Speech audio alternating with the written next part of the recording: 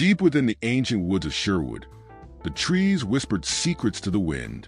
Birds sang their melodies, and the ground was carpeted with soft moss, as the peaceful haven of Sherwood Forest stood as the home of Robin Hood and his band of merry men. The sun filtered through the canopy, casting dappled light on the rugged, yet serene landscape. Robin, clad in simple green attire, sat by a campfire, sharpening his trusted bow while LittleJohn, his towering companion, swung his massive staff in the distance, practicing his strength. Robin's thoughts were interrupted as Maid Marian arrived, a mischievous grin on her face and a message from the outside world. The news spread quickly across the land like wildfire. The Sheriff of Nottingham, ever proud and cruel, had announced a grand archery contest to celebrate his wealth and power. The prize was a golden arrow, a symbol of his authority and greed. It was to be held in the heart of Nottingham, with every noble and commoner invited to participate. Robin Hood, always ready to challenge the sheriff's corruption, saw this as the perfect opportunity to strike back. He knew the sheriff sought to humiliate the common folk and flaunt his riches, but Robin had other plans.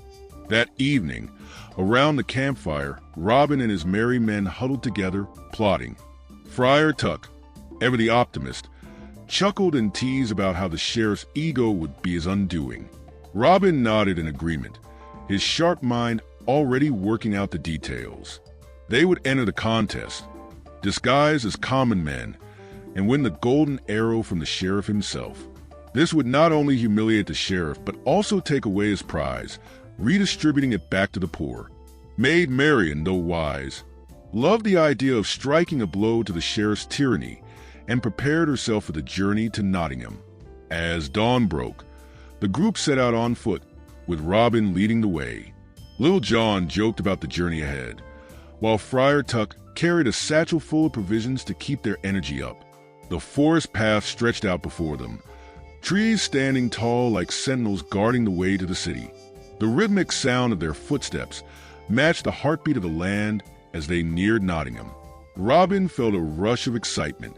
This would be a battle of wits, and he was ready for it.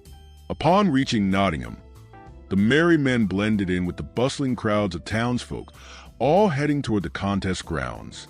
The streets were alive with excitement as banners flew in the wind, proclaiming the sheriff's greatness. Robin and his companions, now disguised as poor peasants, carefully navigated through the market square. Their attire, simple and humble, allowed them to slip unnoticed among the commoners. The sheriff's men patrolled the area, but none suspected that the legendary outlaw and his band were among them. At the tournament, the Sheriff of Nottingham stood proudly at the podium, flanked by his soldiers. His smug expression made it clear that he expected no one to outshine him. A large crowd gathered in front of a giant target, where the archery contest would take place. Robin's heart raced with anticipation as he watched the first few contestants fail miserably, their arrows straying far from the mark. The nobles, draped in their finest clothes, acted as if the contest were a mere formality. But Robin's eyes were fixed on the golden arrow, gleaming in the distance, waiting for the right moment. One by one, the rich nobles stepped up, their faces full of confidence. The first man to try was a tall, arrogant knight, who, with great flair, drew his bow and released his arrow. It flew wide of the target. The crowd groaned in disappointment. Next came a merchant, who claimed to be the finest archer in the land. His arrow landed close, but still, it didn't touch the bullseye. The sheriff's face twisted in frustration. He demanded better. The commoners in the crowd began to murmur, disheartened by the obvious favoritism. Finally, it was Robin Hood's turn. The crowd, though unaware of his true identity, sensed a change in the air as he confidently walked to the front. Robin, disguised in ragged clothes, approached the line and drew his bow. The sheriff's soldiers eyed him suspiciously, but Robin paid them no mind. LittleJohn, hiding in the crowd, held his breath.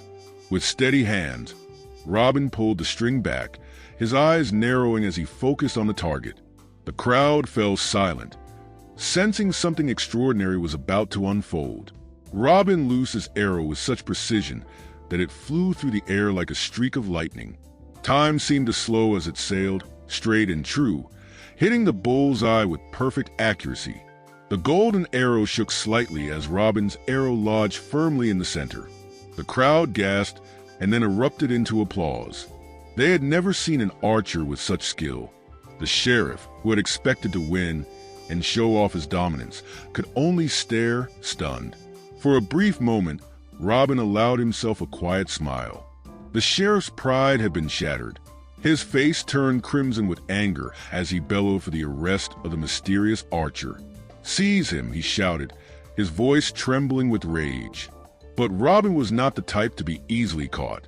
With a quick motion, he dropped to the ground and rolled away, vanishing into the crowd. LittleJohn swiftly moved to intercept the sheriff's guards, knocking them aside with his mighty staff. Chaos erupted as people began to cheer for Robin and his men. As the sheriff's men attempted to regain control, Friar Tuck appeared out of nowhere, throwing food and wine into the air. The scent of roast boar and bread filled the streets, and the townsfolk, inspired by the disruption, began chanting in Robin's favor. "Long live Robin Hood," they shouted. The sheriff, now surrounded by the cheering people, found himself powerless. His soldiers were overwhelmed by the sheer force of numbers, and his authority crumbled before his eyes. In the midst of the commotion, Robin Hood grabbed the golden arrow, now a symbol of the sheriff's greed and failure.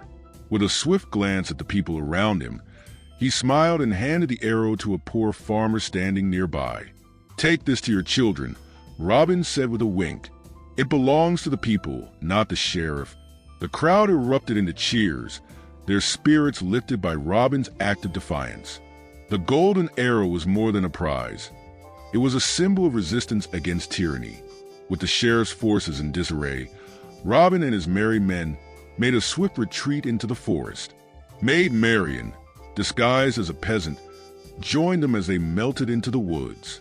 The sheriff's soldiers, too late to react, could only watch as the outlaws vanished into the trees, the sounds of their laughter echoing through the forest. As they crossed the river, Robin felt a sense of triumph. They had struck a blow to the sheriff's tyranny, and the people would remember this day. Back in Sherwood, the merry men gathered around a roaring fire, their spirits high. The golden arrow was placed in the center of their camp, a trophy of victory. Friar Tuck led them in song, and LittleJohn entertained with a series of jokes that had everyone in fits of laughter. Maid Marian, sitting beside Robin, smiled as they talked of their next steps. Robin knew that this was only one victory in a larger battle against the sheriff's corruption. As word of the contest spread, the Sheriff of Nottingham seethed with anger, humiliated and defeated. He plotted his revenge against Robin Hood and his merry men.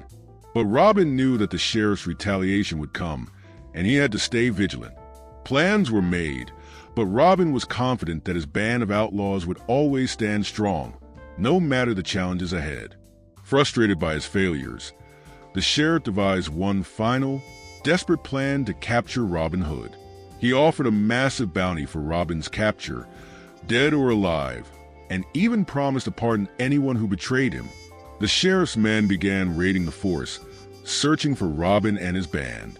But Robin was always one step ahead, outwitting the sheriff at every turn. As the weeks passed, Robin's reputation grew. His actions in Nottingham had inspired a movement. Farmers, tradespeople, and even some nobles who had grown tired of the sheriff's rule began to offer aid to Robin and his merry men. Supplies, intelligence, and safe passage were offered in exchange for protection from the sheriff's cruel taxes. Robin Hood had become a hero, not just to the poor, but to all those who believed in justice. The sheriff, still furious, was unable to stop Robin and his growing network of supporters. The people's loyalty to Robin Hood strengthened with every new victory. The outlaws of Sherwood were no longer just a group of rebels. They were a symbol of hope for all those who had suffered under the sheriff's tyranny. And so, Robin Hood and his merry men continued to defend the oppressed, sharing their spoils with the poor and striking at the heart of the sheriff's greed. Each victory, big or small, made Robin's legend grow and the sheriff's grip on Nottingham weakened. In the end, it wasn't just Robin Hood's skill with a bow that made him legendary. It was his unwavering commitment to justice and the people that made him a hero for the ages.